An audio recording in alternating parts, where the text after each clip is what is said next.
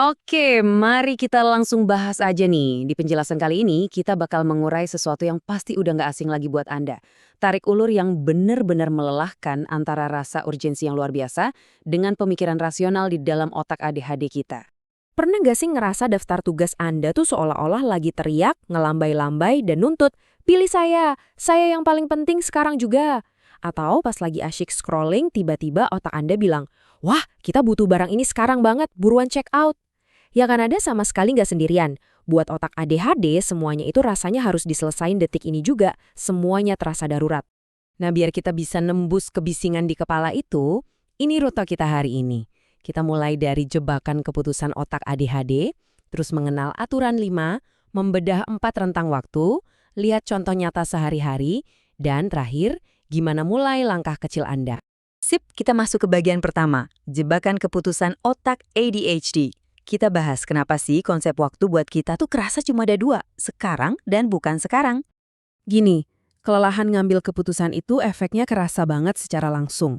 Waktu otak kita udah nggak bisa lagi nentuin mana yang prioritas, kita malah jadi lumpuh total. Mikir terus nyari pilihan yang paling sempurna.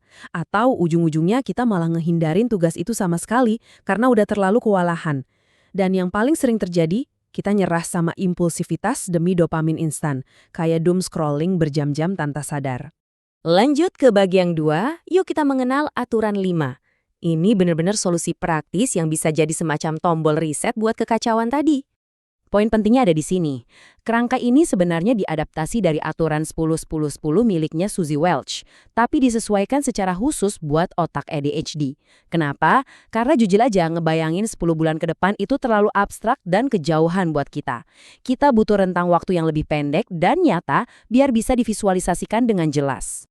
Oke, masuk ke bagian 3, membedah 4 rentang waktu. Kita bakal lihat gimana senjata ajaib ini bekerja di dunia nyata. Coba kita bayangin masa depan selangkah demi selangkah. Mulai dari 5 menit pertama, ini buat ngecek tarikan emosional instan Anda. Terus maju ke 5 hari buat ngevaluasi tujuan jangka pendek. Lanjut ke 5 bulan untuk ngelihat efek riaknya. Dan terakhir, 5 tahun. Proses ini secara paksa narik otak Anda keluar dari rasa urgensi palsu tadi dan ngebantu Anda terhubung lagi sama apa yang benar-benar penting. Jadi, biasain nanya urutan pertanyaan ini ke diri sendiri. Ini tuh kayak lampu sorot yang ngasih kejernihan instan. Apalagi pas pikiran Anda lagi benar-benar berkabut gara-gara panik atau ngerasa kewalahan. Di bagian keempat ini, kita masuk ke contoh nyata sehari-hari. Karena teori aja nggak cukup. Mari kita lihat praktiknya di pilihan-pilihan yang sering banget kita hadapi. Coba kita bandingin. Dalam 5 menit pertama, buka Instagram itu rasanya wow, memuaskan banget kan? Tapi coba proyeksikan ke 5 hari ke depan. Anda bakal tenggelam dalam stres karena proyek kerja belum juga disentuh. Di sisi lain, mulai nulis kerangka kerja mungkin rasanya berat banget di 5 menit pertama. Tapi di hari kelima, Anda bakal benar-benar bersyukur udah bikin progres yang nyata. Kadang kita dihadapkan sama 2 tugas yang kelihatannya sama-sama produktif. Tarikan 5 menit pertama bakal bilang, udah bales email aja, soalnya ini familiar dan gampang ngilangin stres pas ngeliat inbox penuh.